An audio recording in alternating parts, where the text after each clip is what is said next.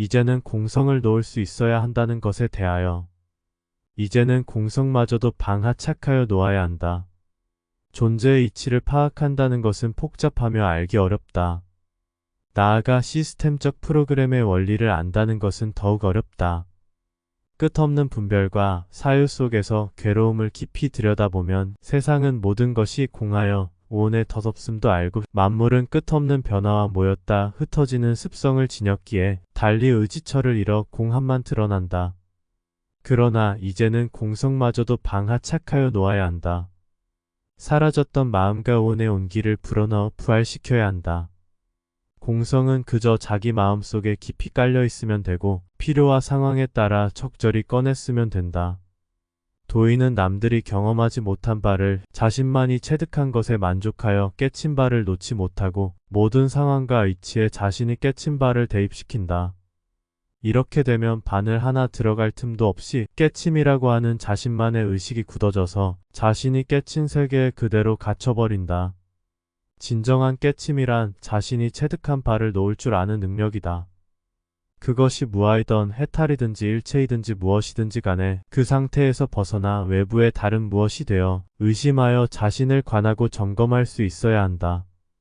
자신이 깨친 바가 독창적이고 궁극에 가까운 진리라고 여길지라도 시뮬레이션 우주와 가상현실 그리고 홀로그램과 같은 보아 물리적으로 실제로 존재하는 이 세상을 환영으로 보는 깨침은 바람직하지 않다.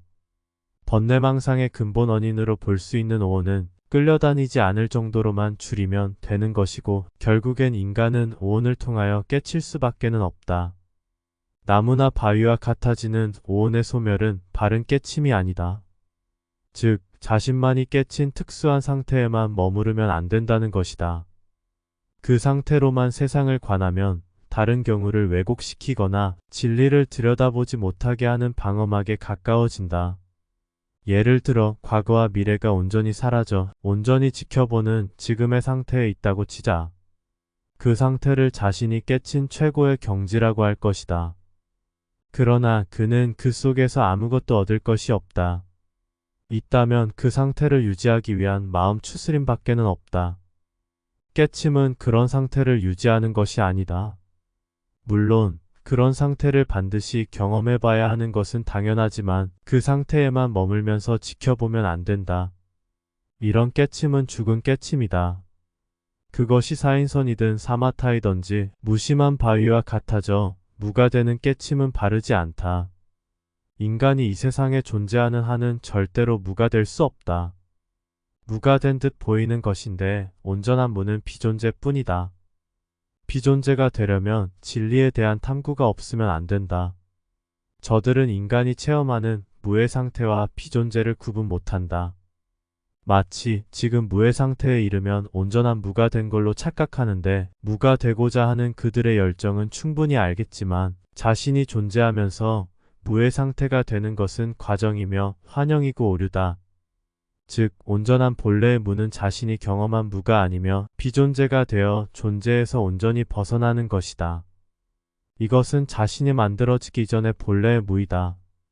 온전한 무가 되려면 존재 시스템과 같은 진리를 탐구하여 알고 밝혀야 함에도 무의 상태에만 머문다면 어느 세월에 온전한 무가 실현될 수 있겠는가? 비유하자면 끈끈이에 파리가 달라붙어서 도망가고자 하는 경우이다. 파리를 수행자라고 치고 끈끈이를 존재라고 치자. 또한 파리가 끈끈이에서 해방되는 것이 무에 이르는 길이라 치자. 파리가 끈끈이에서 벗어나려면 신념이 있어야 한다. 즉 무가 되려는 신념이 매우 절박하고 강해야만 한다. 그러나 과연 무의 상태에 머무는 수행자의 신념이 파리만큼이나 강할지 의심스럽다. 그들은 무가 아닌 유가 되어 영원불멸한 길을 가는 것이 소원이기에 애당초 무의 상태에 머무는 것은 거짓이다. 이런 수행자는 존재할 것인지 말 것인지에 대한 의심을 해본 적 없는 경우가 대부분일 것이다. 그러니 영문도 모르고 무의 상태에 갇히고 마는 것이다. 참나는 자신의 또 다른 자신인데 어떤 특정한 상황에서 새롭게 드러나는 또 다른 자신인 참나는 자신의 육체에 깊이 내재하고 있는 영혼으로 볼 수 있다. 사람마다 참나를 찾는 과정과 정도와 정확도는 다를 것이다. 자신의 정신과 영혼의 거리가 가까우면 영혼은 드러나지 않는데 가나선 등 극도의 한계를 넘으면 자신의 정신과 영혼은 분리되어 마침내 영혼은 드러난다. 가나선 화두 타파 후 새롭게 드러나는 시선과 자유로움은 가히 이 세상을 뛰어넘는데 그것이 영혼의 실체이다. 아무튼 이 세상이 텅 비어버린 공성을 알았으면 이제는 공성에만 머무르지 말고 놓을 수 있어야 한다. 공성에만 머무르면 윤회도 안 보이고 인과도 안 보이며 영혼의 실체도 부정하게 된다. 이제는 공성에서 나와 윤회와 인과를 보며 영혼도 알아야 한다. 공성을 터득하려면 앉아서 하는 좌선보다는 걸으면서 참고하는 것이 더 도움이 된다. 공성을 보고 알았으면 자신이 이 존재라고 하는 곳에 어떠한 처지로 있는지를 탐구하여 정확히 밝혀야 한다.